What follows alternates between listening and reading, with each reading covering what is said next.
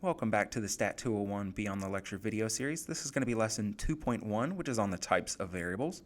By the end of this video, I hope that you would be able to classify data as either being categorical or quantitative, and you would further be able to classify quantitative data as either discrete or continuous. The reason that this lesson matters is because of all of the decisions that we are going to make based off of the type of variable something is. So once I decide on the type of variable we have in our data, we would decide on what type of plot or graph we would use to describe that data. We would also decide on what kind of summaries to use. So for example, we can talk about the mean and the median for quantitative data, but we wouldn't do that for categorical data because it wouldn't make sense. And later on in the semester, we're going to talk about hypothesis testing and confidence intervals, and we're going to decide which type of test or interval we're going to use based off of the type of variable that something is.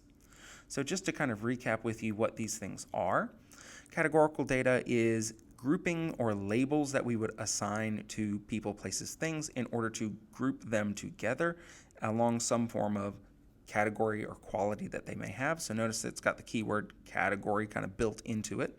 And so these are generally, not always, but usually non-numeric data, so usually in words. And you may have also heard this referred to as qualitative data because, again, it's got the word quality in there. So we're trying to describe some quality or category that we can assign to groups of people, places, things. For quantitative data, again, we've got that kind of built in there. I'm going to refer to this as a quantity. So it is a number with value. So it's got to be a meaningful number, and it usually represents counts or measurements. From there, we're going to switch over and talk about discrete versus continuous. We'll only do this when the data is quantitative. This is because categorical data is naturally discrete, it's naturally countable. And so we only worry about this if this is quantitative. And so discrete is countable. You'll look for the keywords, the number of. That's what we always use in Stat 201 to kind of signal to our students that this is going to be a count of some form. And so when we do continuous data, it's going to be some form of uncountableness. So for discrete data, it's usually whole numbers. For continuous data, it's usually some kind of decimals, just so that it can keep going on and on and on forever and has an unlimited number of options. These are usually measurements, and so you'll see things like pounds for weight. You might see feet for things like height or width or some form of distance. So we're usually going to give you some kind of units of measurement here to kind of, again, clue you in to say, hey, this is a measurement of some form, so you should say it's continuous quantitative data. Now, one of the reasons I mention this here is it's kind of sometimes confusing for some people to think about because our data actually in real life lives more like on a spectrum. It's not always cut and dry in how we describe it. And so we can't always find just a clean line for where something is, and so I'll add in discrete and continuous here. So I'll give the example of a person's height. If we were to describe a person's height in terms of short, average, or tall, that would make it categorical data. But if I described it in terms of feet and inches, that would be quantitative data. And so a person's height could be described both ways. It could be described categorical or quantitative. And so in Stat 201, we try to make it as clean and simple as possible so that every student in the class is going to have the exact same answer.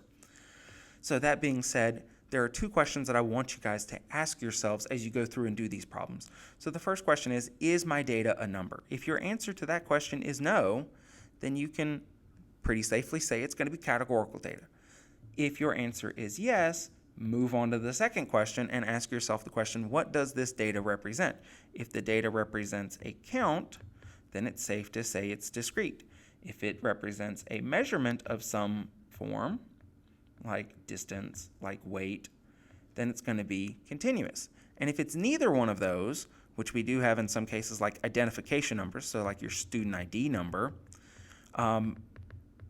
those are not meaningful numbers. You can't add, subtract, multiply, or divide those numbers and get anything that actually matters. And so we refer to those identification numbers because they're actually labels. They're assigned to a particular person as a categorical data. From here, I want to go ahead and move into some examples. So our first example is going to be about the Wellness and Fitness Center at the University of South Carolina, which is a hub for student health and wellness. To improve programming, the Wellness and Fitness Center collected data from students about their recent activity. Now is a great time to pause the video and try these problems on your own. So the first part says a number of visits to the Wellness and Fitness Center last month. So they collected this data and they want to know the number of visits. So they're asking people to count. How many times did you visit this? Since this is a count, this is discrete quantitative data. The primary equipment used might be the treadmill, might be the rock climbing wall, it might be the weight sets. So the primary equipment used is trying to categorize people based off of what type of equipment they use most often. So again, this is not numbers, and so that's going to be categorical data. And last but not least, we have distances in miles. Notice there's a unit of measure there, covered on cardio equipment during the last visit. So typically, if you're using a treadmill or an elliptical or some kind of cardio equipment, it's going to keep track of how far you've traveled. And so that's going to be our continuous quantitative data because it is a measurement, again, of distance. So it's a measurement of some kind. I'm going to move on to one more example. And in this case, we have the McCutcheon House, which is a restaurant operated by students in the School of Hospitality and Tourism Management. And from each reservation, they collect some data. And so, again, pause the video now if you want to try these problems on your own. The first one is wait time between reservation and when the table was ready in minutes. So in this case, we've got a unit of measure, which is minutes, and we've got time, which we can measure using something like a stopwatch. So since this is a measurement, this is going to be continuous quantitative data, so it's a measurement. The next one we have is the reservation type. For example, lunch, dinner, or a special event. Notice these are not numbers, they're words, so it's going to be categorical data. And the next one we have is number of guests on a reservation. So I'm just counting how many people are included on the reservation, so I know how many seats to put at that table. Since this is a number of, this is a count, so it is our discrete quantitative data. And finally, we have the table number assigned to the reservation. Well, a table number, while it is a number, doesn't actually have any meaning other than telling me which table it is. It's identifying a location of the table. So in this case, it wouldn't make sense to add, subtract, multiply, or divide table numbers. It doesn't give me anything meaningful. So these are identification numbers, which are categorical data. So again, these are just labeling the tables. Finally, just to recap with you guys, categorical data is groups or labels.